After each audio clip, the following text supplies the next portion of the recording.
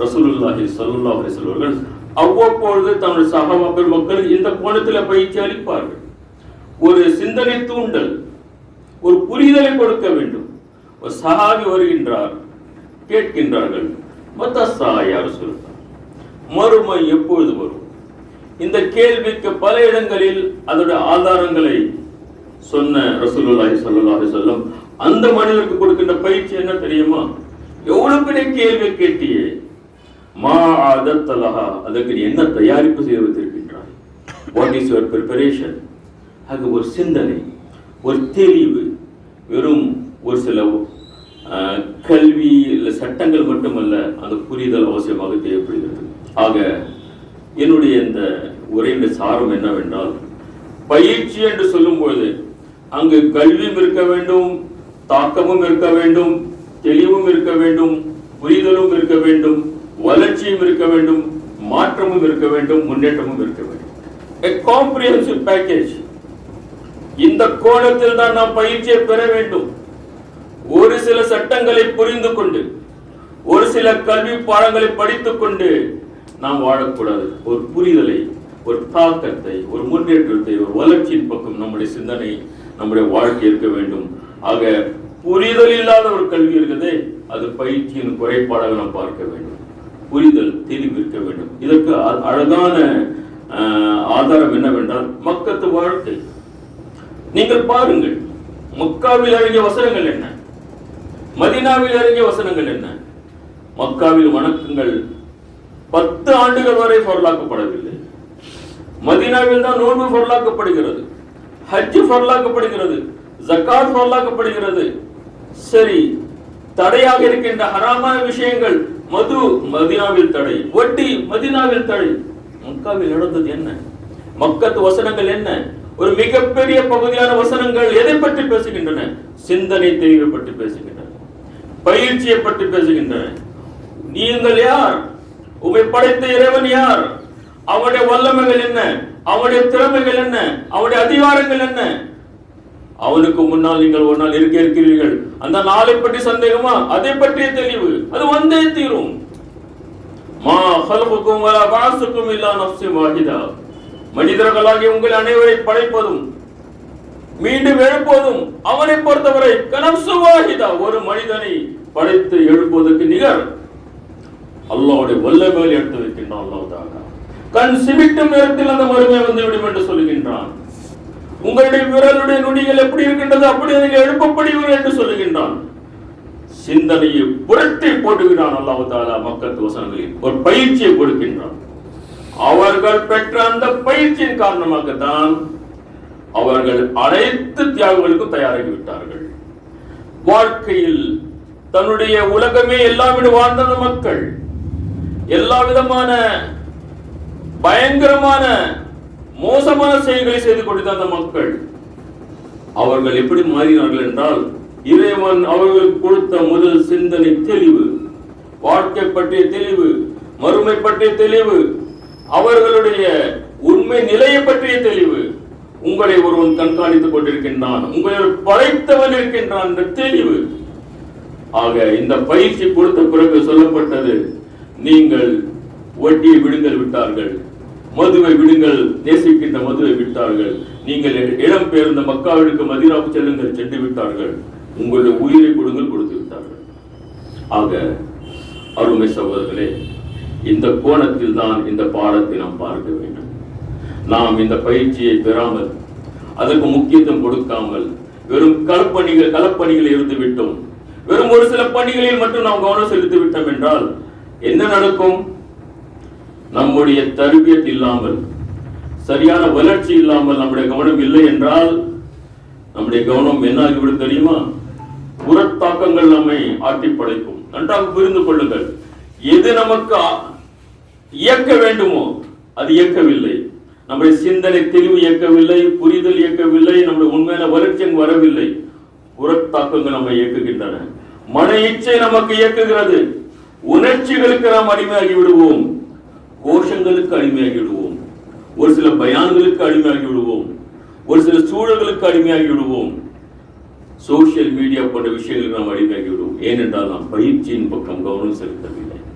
இது ஒரு முக்கியமான அதிமுக்கியமான நாம் பெற வேண்டிய ஒரு பாடமாக இருக்கிறது என்னுடைய சகோதரர்களே. இந்த கோணத்தில் தர்பியா, பயிற்சி, சிந்தனை தெளிவு ஒரு திசை காட்டும் கருவியாக இருக்கிறது, ஒரு வழிகாட்டும் கருவியாக இருக்கிறது, சிந்தனை தெளிவு அளிக்கின்ற ஒரு கருவியாக இருக்கிறது. நமது வளர்ச்சியினுடைய முதல் பாடசாலை இதுதான். நம்முடைய வளர்ச்சியின் முதல் லெசன், முதல் பாடமே இதுதான். அதன் பக்கம் நாம் கவனம் செலுத்தவில்லை என்றால் புறத்த விஷயங்கள், மற்ற விஷயங்கள் நம்மை ஆட்டி படைத்துக் கொண்டே இருக்கும். நாட்கள் சென்றுவிடும், காலங்கள் சென்றுவிடும், வயது சென்றுவிடும். ஆனால் நம்முடைய வளர்ச்சியிலே எந்த முன்னேற்றமும் நாம் பார்க்க முடியாது. ஆக என் அருமை சகோதரர்களே, அந்த கோணத்தில் அமல்களுக்கு முன், கட்டளைகளுக்கு முன், ஹராம் ஹலால் சொல்வதற்கு முன் திருக்குரான் முதலில் கொடுத்தது அந்த சிந்தனை பயிற்சி தான், அந்த தெளிவு தான், அந்த புரிதல் தான், அந்த கல்வியும் தாக்கமும் மாற்றமும் தான். அதன் மூலமாக தான் மனிதர்கள் மாறினார்கள். அதன் மூலமாக அவர்களுடைய வாழ்க்கையிலே நாம் எதிர்பார்க்க முடியாத வளர்ச்சியை பார்த்தோம். இந்த மனிதர் தான் இவர் இந்த அளவுக்கு உச்சத்தில் இட்டு விட்டாரு. சையதுனா உமர் ரலியல்லாஹு வாழ்க்கை எப்படி இருந்தது? இந்த புரிதலை பெற்ற பிறகு வாழ்க்கை என்ன இருந்தது? நாம் அப்படி எதிர்பார்க்க முடியாத ஒரு வளர்ச்சி, ஒரு பெரிய வளர்ச்சியை நாம் சஹாபாக்களுடைய வாழ்க்கையில் பார்க்கிறோம் என்றால் அதற்கு காரணம் இதுதான் இருந்தது. ஆக என் அருமை சகோதரர்களே, நமது வெற்றி, நமது முன்னேற்றம், நமது தாவ பணியில வெற்றி, நம்முடைய குடும்ப வளர்ச்சி, நம்முடைய இகாமத்து தீன் என்ற பணியின் வளர்ச்சி, இந்த இயக்க பணிகளின் வளர்ச்சி, அதில் நிலைத்திருக்கும் இஸ்திகாமத், இவை அனைத்தும் நன்றாக புரிந்து கொள்ளுங்கள்.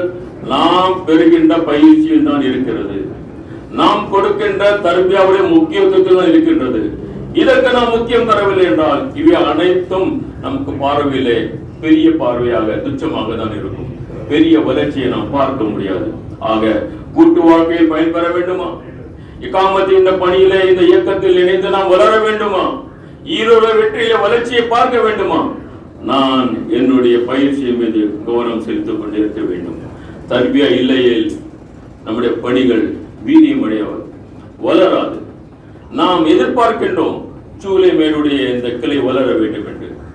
ஆனால் அதே நேரத்தில் நாம் ஆசைப்பட வேண்டும், அது வளர வேண்டும் என்றால் நான் வளர வேண்டும், நான் பயிற்சி பெற வேண்டும், நான் உண்மையிலேயே பயிற்சியின் மீது கவனம் செலுத்த வேண்டும். ஆக இந்த ரீதியிலே சூழல் மட்டும் இருந்தால் போதாது, நம்முடைய முயற்சி இருக்க வேண்டும், நாம் அதற்காக கவனம் செலுத்த வேண்டும்.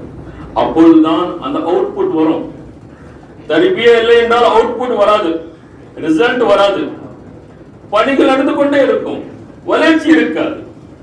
நான் ஒரு சம்பவத்தை சொல்லுகின்றேன், ஒரு கதையை சொல்லுகின்றேன். ஒருவர் மரத்தை வெட்டுவதற்காக ஒரு பணியாளை நியமிக்கின்றார்.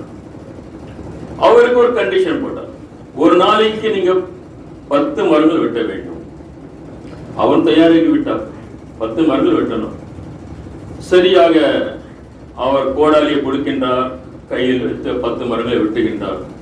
ஒரு வாரம் சென்று விடுகிறது, அது 8ஆக மாறுகிறது. இன்னும் சில காலம் செல்கின்றது, 6ஆக மாறுகிறது. என்னப்பா ஆயிடுச்சு உனக்கு? 10 அவுட்புட் கொடுக்க வேண்டுமே, ஏன் இப்போது குறைந்து விட்டது என்று முதலாளி கேட்கும் போது அவர் சொல்லுகிறார், நான் எப்படி உழைக்க வேண்டுமோ அப்படி உழைத்துக் கொண்டுதான் இருக்கின்றேன் ஐயா. என்னுடைய எஃபர்ட்ஸ்ல எந்த முடிவும் எந்த மாற்றமும் இல்லை, அதிகமாக நேரத்தை கொடுக்கின்றேன், அதே உழைப்பு தான். முதலாளி கூட உங்களுக்கு கோடாலியை கொண்டு வா, அந்த ஆக்ஸை கொண்டு வா. அதை பார்த்தால் அதை அவன் பட்டை தீற்றவில்லை, அது அப்படியே இருக்கிறது. அது 10 நாட்கள், ஒரு மாதத்துக்கு முன்பு எப்படி இருந்ததோ அப்படிதான் இருக்கிறது. இதுதான் பிரச்சனை, உன்னுடைய கோடாலியை சரிப்படுத்தி விட்டு அதை தீட்டிக்கொள், அப்போதுதான் உன்னுடைய அவுட்புட் உனக்கு வரும். பயிற்சி இதுதான். நாம் நம்முடைய சிந்தனையை, நம்முடைய அறிவை, நம்முடைய ஆளுமையை தீட்டிக் கொண்டே இருக்க வேண்டும், பயிற்சி கொடுத்து கொண்டே இருக்க வேண்டும். அப்பொழுதுதான் அவுட்புட் வரும். இல்லாட்டி கடைசியில் ஒரு மரமும் நமக்கு வெட்ட முடியாத நிலை வந்துவிடும். ஆக அருமை சகோதரர்களே, இந்த கோணத்தில் நம்முடைய பயிற்சி இருக்க வேண்டும். நமது தர்பியாவுக்கும் வளர்ச்சிக்கும் நாம் பல சாக்கு புக்குகளை சொல்லுகின்றோம். இதையும் நாம் அட்ரஸ் செய்ய வேண்டிய, படிக்க வேண்டிய, புரிந்து கொள்ள வேண்டிய ஒரு பாடமாக இருக்கிறது. பல சாக்கு போக்குகள். ஏன் நாம் தர்பியாவின் பக்கம் கவனம் செலுத்தவில்லை? என்னுடைய வளர்ச்சியின் பக்கம் நாம் ஏன் கவனம் செலுத்தவில்லை? நாம் சொல்லுகின்ற பிரதான காரணங்கள் என்ன? நேரம் இல்லைங்க. என்னுடைய வளர்ச்சிக்கு, என்னுடைய முன்னேற்றத்திற்கு, என்னுடைய மறுமைக்கு எனக்கு 24 மணி நேரத்தில் 1 மணி நேரம் கிடைக்கவில்லை என்று ஒரு சாக்கு போக்கு சொல்கிறோம். இரண்டாவது, சுயமாக முடியவில்லை. I cannot do for myself. எனக்கு நிகழ்ச்சிகள் இருந்து கொண்டே இருக்க வேண்டும். ஒரு 10 பேர் இருக்கணும், ஒரு பயான் செய்யணும், நான் கேட்கணும். இப்படிப்பட்ட ஒரு நிலை. இன்னொரு, எனக்கு வாசிக்க முடியல சார், புக்கு திறந்தா நான் தூக்கிறேன், எனக்கு வாசிக்க முடியல. தனிமையாக என்னுடைய பயிற்சிக்கு தொழுகை மூலமாக, நஃபில் வணக்கங்களின் மூலமாக, வாசிப்பின் மூலமாக, குர்ஆனுடைய நெருக்கத்தின் மூலமாக சுயமாக நான் படிக்க நான் முடியவில்லை என்று நாம் சாக்கு போக்கு சொல்லிக்கிட்டோம். அவர்கள் சொல்வது இது உண்மையிலேயே நீக்க வேண்டிய சில பலவீனங்கள் இருக்கின்றன. இன்று இந்த சபையில் நாம் பல நிலைகளில் இருக்கின்றோம். தமருதி சாபுடைய பிசினஸ் இருக்கிறது, அவர் ஆமலி சாபுடைய படிப்பு இருக்கிறது. நாம் நேரம் இல்லாமல், முக்கியத்துவம் கொடுக்காமல், வாசிப்பில்லாமல் முன்னேறிட்டோமா? நம்முடைய தொழில் முன்னேறியதா? நாம் அப்படிதான் என்னுடைய கிராஜுவேஷன் போஸ்ட் கிராஜுவேட் படித்தோமா? நேரம் கொடுத்திருக்கின்றோம். டாக்டர் இருக்கின்றார், எத்தனை நேரம் கொடுத்திருப்பார்? ஒரு நிலையை வர வேண்டும், ஒரு வளர்ச்சி, ஒரு முன்னேற்றம் வர வேண்டும் என்றால் நேரத்தை கொடுத்தோம். நம்மிடம் இருக்கின்ற பலவீனங்களை நீக்கினோம். படிக்க முடியலன்னா படிக்க வைத்தோம், படித்தோம். புரியவில்லை என்றால் புரிய முடிய முயற்சித்தோம். ஆக நம்முடைய உண்மையான ஈருலக வளர்ச்சியும் முன்னேற்றம் வர வேண்டும் என்றால் இந்த அனைத்து சாக்கு போக்குகளை நீக்கிவிட வேண்டும். அதை நாம் சொல்லிக்கொண்டு தப்பித்திருக்க முடியாது. அதை நம்மை நாமே ஏமாற்றிக் கொண்டிருக்கின்றோம் என்பது அர்த்தம். கடைசியாக 2 புள்ளிகளை நான் சொல்லுகின்றேன். எப்படி பெறுவது? இந்த பயிற்சி என்று நாம் சொல்லுகின்றோம். இதற்கு எவ்வளவு முக்கியத்துவம் இருக்கிறது என்றால் மோடஸ் ஆபரண்டி, அது எப்படி நாம் அணுகுவது, பயிற்சியின் முறைமைகள் என்ன? நான் உங்களுக்கு மிக தெளிவாக சொல்ல ஆசைப்படுகின்றேன். நமக்காக ஒரு நாளைக்கு 1 மணி நேரம் ஒதுக்கி ஆக வேண்டும். Simple formula. 24 மணி நேரத்தில் என்னுடைய டைம் லைன், என்னுடைய பிசினஸ் 10 மணி நேரம் இருக்கலாம், என்னுடைய களப்பணி 2 மணி நேரம் இருக்கலாம், என்னுடைய குடும்ப வாழ்க்கைக்கு சில மணி நேரங்கள் இருக்கலாம், என்னுடைய உறக்கத்திற்கு சில மணி நேரங்கள் இருக்கலாம். ஆனால் என்னுடைய பயிற்சிக்காக, என்னுடைய வளர்ச்சிக்காக 1 மணி நேரம் கொடுத்தே ஆக வேண்டும். தினசரி குர்ஆனுடன் தொடர்பு பயிற்சிக்கு அவசியம். தினசரி குர்ஆனை தஃப்சீருடன், புரிதலுடன் படித்து புரிந்து எழுதுவது, புரிந்து கொள்வது அவசியம். இது இல்லாமல் நாம் பயிற்சி பெற முடியாது. அவ்வாறு தினசரி அந்த 1 மணி நேரம் குறைந்தபட்சம் நான் சொல்லுகின்றேன். நாம் ஹதீஸுடன் தொடர்பு, இவை இரண்டிலும் நம்முடைய தஃப்கீர், சிந்தித்தல். அல்லாஹ் தஆலா எப்படி இந்த வசனங்களை சொல்லுகின்றான், எப்படி நான் அன்ஃபாலை பற்றி சொன்னேன் முஃபஸ்ஸிர்கள் விளக்குகிறார்கள். அவ்வாறு தஃப்சீருடைய வழியிலே ததப்புர், சிந்திப்பது. அஃபலா யததப்பருனல் குர்ஆன், நீங்கள் குர்ஆனை சிந்திக்க கூடாது, நல்லா கேட்கின்றன அல்லவா? அது யாருக்காக? நமக்கு தானே. தினசரி நாம் அதுக்கு சிந்திக்க கூடாதா? பயிற்சியினுடைய அடிப்படையாக இருக்கிறது அருமை சகோதரர்களே. ஆக தினசரி 1 மணி நேரம் எனக்காக, என்னுடைய வளர்ச்சிக்காக, என்னுடைய மறுமை வெற்றிக்காக, என்னுடைய உண்மையான ஆளுமை வளர்ச்சிக்காக, என்னுடைய உண்மையான புரிதலுக்காக, சிந்தனை வளர்ச்சிக்காக 1 மணி நேரம் கொடுத்தே ஆக வேண்டும். அதில் மிக நெருக்கமாக குர்ஆனுடன் என்னுடைய தொடர்பு, தஃப்சீருடன் என்னுடைய இணைப்பு, புரிதல், ஹதீஸ், சீரா, அத்துடன் நாம் ஒரு முக்கியமான ஒரு பொக்கிஷமா அல்லாஹ் தஆலா இந்த காலகட்டத்தில் நமக்கு கொடுத்திருக்கின்றான். அதுதான் இஸ்லாமிய இயக்கம் நமக்கு கொடுத்த அருமையான புத்தகங்கள். நீங்கள் இதை லேசாக மதிப்பிடாதீர்கள். நம்முடைய தலைவர்கள் அவர்களுடைய பல பணிகளுக்கு இடையில் அவர்கள் இந்த வேலை செய்திருக்கிறார்கள். நம்முடைய முன்னோர்கள், நம்முடைய தலைவர்களுடைய பேச்சை அந்த காலத்தில் ரெக்கார்டிங் இல்லை, எழுத்து வடிவம், நோட் செய்தி அவர்கள் புத்தக வடிவத்தில் நமக்கு கொடுத்திருக்கின்றார்கள். இது நமக்கு கிடைத்த மிகப்பெரிய பொக்கிஷம். நீங்களும் நானும் இதை குறைத்து மதிப்பிட வேண்டாம். அதற்கு பிறகு நம்முடைய தலைவர்கள் செய்த பெரிய காரியம், அது உருதுவில் இருக்கிறதா? தமிழ் மக்களுக்கு அது போய் சேர வேண்டுமே. தமிழிலே கொடுத்தார்கள், மலையாளத்தில் கொடுத்தார்கள், கன்னடத்தில் கொடுத்தார்கள், அனைத்து மொழிகளிலும் கொடுத்தார்கள். ஒரு மிகப்பெரிய பணி நடந்திருக்கிறது. இன்று இஸ்லாத்தை பற்றி புரிந்து கொள்வதற்கு எந்த தலைப்பாக இருந்தாலும் உங்களுக்கு புத்தகம் இல்லை என்று சொல்ல முடியாத அளவுக்கு அவர்கள் கொடுத்திருக்கின்றார்கள். ஆயிரக்கணக்கான புத்தகங்கள் ஆங்கிலத்திலும் உருதுவிலும், நூற்றுக்கணக்கான புத்தகங்கள் தமிழ் மொழியிலும் இருக்கும் பொழுது இந்த புத்தகங்கள் விற்பனைக்காக ஏற்பாடு செய்யவில்லை, பணம் சம்பாதிப்பதற்காக ஏற்பாடு செய்யவில்லை. இது ஒரு அறக்கட்டளை, இது விற்பனை நிலையம் அல்ல. இது கொடுத்தது, இது தயாரித்தது, இது உழைத்தது. இதற்கு பின்னால் நம்முடைய நேரங்களும் பொருளும் செய்யப்பட்டது நம்முடைய பயிற்சிக்காக, நம்முடைய வளர்ச்சிக்காக. இந்த புத்தகங்கள் ஒரு தெளிவை கொடுக்கும், ஒரு புரிதலை கொடுக்கும். நீங்கள் குத்பா பிரிவுகள் எடுத்து பாருங்கள், என்ன அருமையான புத்தகம், எவ்வளவு இலகுவான உதாரணங்கள். இவ்வாறு ஒவ்வொரு புத்தகம் பற்றி சொல்லிக் கொண்டே போகலாம்.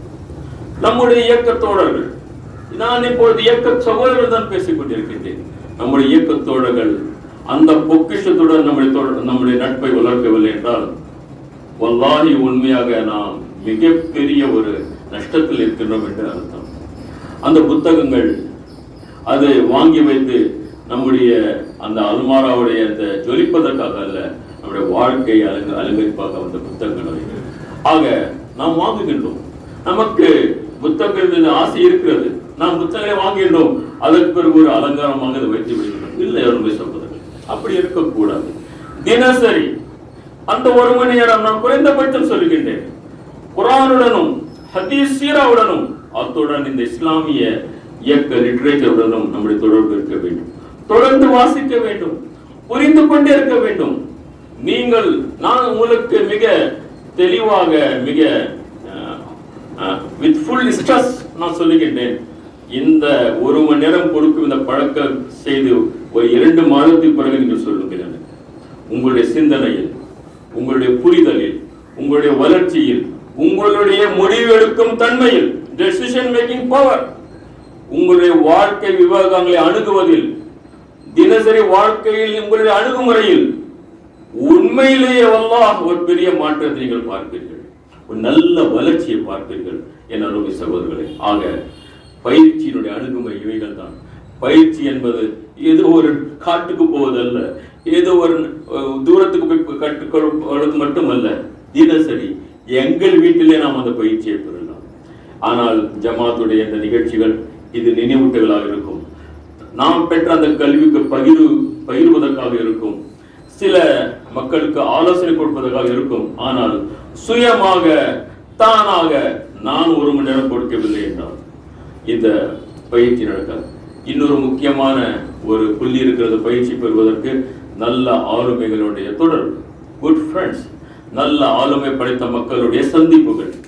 குறிப்பாக நான் சொல்ல வேண்டும் என்றால் நம்முடைய இயக்க முன்னோடிகள், இப்போது இருக்கின்ற நம்முடைய அந்த இயக்கத்தினுடைய கடந்த 40, 50, 60 ஆண்டுகளாக இந்த பணியில் தொடர்ந்து பயணித்துக் கொண்டிருக்கின்ற நம்முடைய மூத்த சகோதரர்கள், அமருங்கள், பேசுங்கள், உரையாடுங்கள், கேளுங்கள். அவர்களிடம் நிறைய பயிற்சியை நாம் பெறலாம்.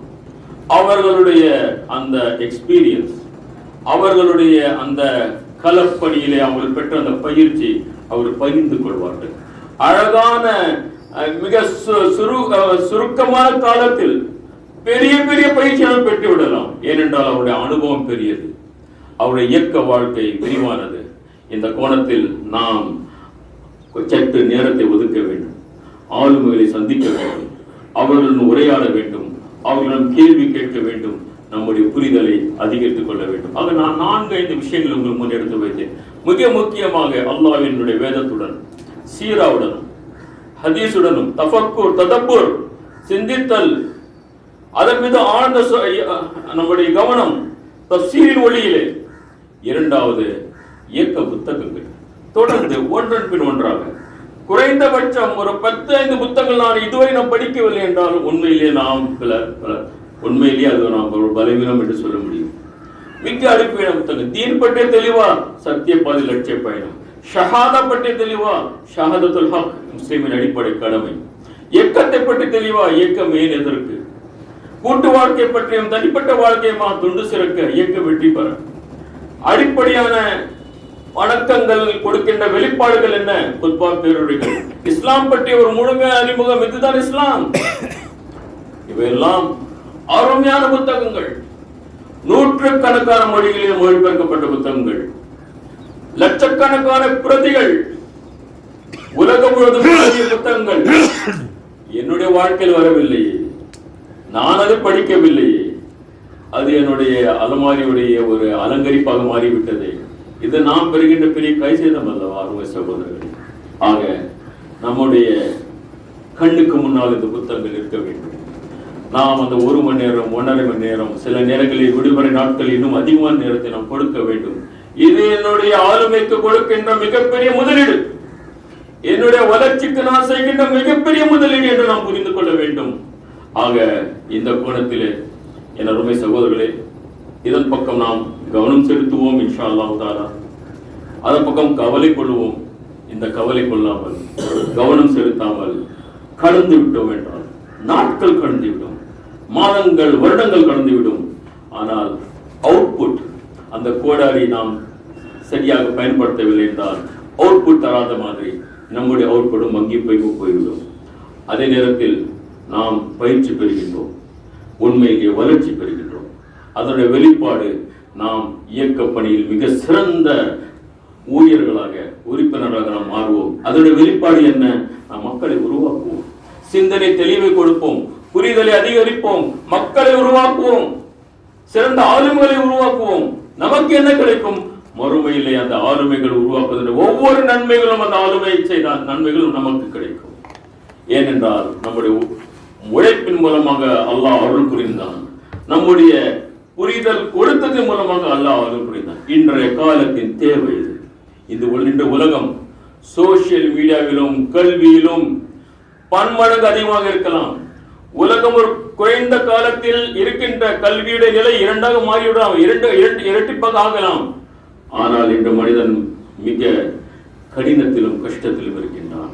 ஏனென்றால் புரிதல் இல்லாத காரணத்தினால் அவனுக்கு கவுன்சிலிங் தேவைப்படுகிறது, அவனுக்கிடம் நாம் பேச வேண்டிய அவசியம் ஏற்படுகிறது, அவனுடைய உண்மையான பிரச்சனையை பற்றி சொல்ல வேண்டிய அவசியம் ஏற்படுகிறது, அவனுக்கும் ரப்புக்கும் உள்ள தொடர்பை அதிகரிக்க வேண்டிய அவசியம் தேவைப்படுகிறது.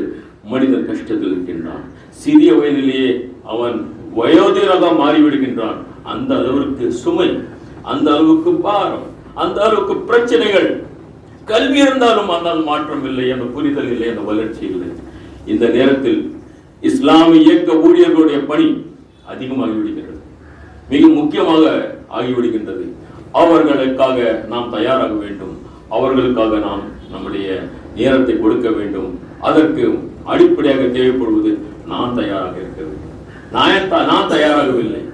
நானும் மற்றவர்களை பேசுவது போல் புரிதல் இல்லாமல், சிந்தனை தெளிவு இல்லாமல், குர்ஆன் ஹதீஸ் ஒளியில் இல்லாமல், சீராவுடைய அந்த தாக்கம் இல்லாமல் நான் பேசினேன் என்றால் எந்த மாற்றமும் அது ஏற்படுத்தாது, எனக்கும் ஏற்படுத்தாது, நான் பேசுகின்ற அந்த மனிதனுக்கும் ஏற்படுத்தாது. மாற்றம் வர வேண்டும் என்றால், உண்மையான முன்னேற்றம் வர வேண்டும் என்றால் நான் தயாராக வேண்டும், தயார்படுத்த வேண்டும். உருவாகுங்கள், உருவாக்குங்கள். நான் உருவாகாமல் பிறரை நான் உருவாக்க முடியாது. நான் உருவாக வேண்டும் என்றால் என்னுடைய பயிற்சிக்கு நாம் கவனம் செலுத்தி ஆக வேண்டும். அதற்கு நான் நேரத்தை கொடுத்தே ஆக வேண்டும். அதற்கு நான் வாசிப்பு செய்தே ஆக வேண்டும். அதற்கு குர்ஆனுடைய நெருக்கத்தை நான் ஏற்படுத்தியே ஆக வேண்டும். ஒவ்வொரு சூறாவும் ஒரு புதிய வளர்ச்சியின் பக்கம் நம்ம இட்டுச் செல்லும், ஒரு புதிய பாதையை காட்டும், ஒரு தூர பார்வையை காட்டும். அந்த கோணத்திலே குர்ஆனுடைய அந்த பொக்கிஷத்தின் மீது நம்முடைய கவனம் இருக்க வேண்டும்.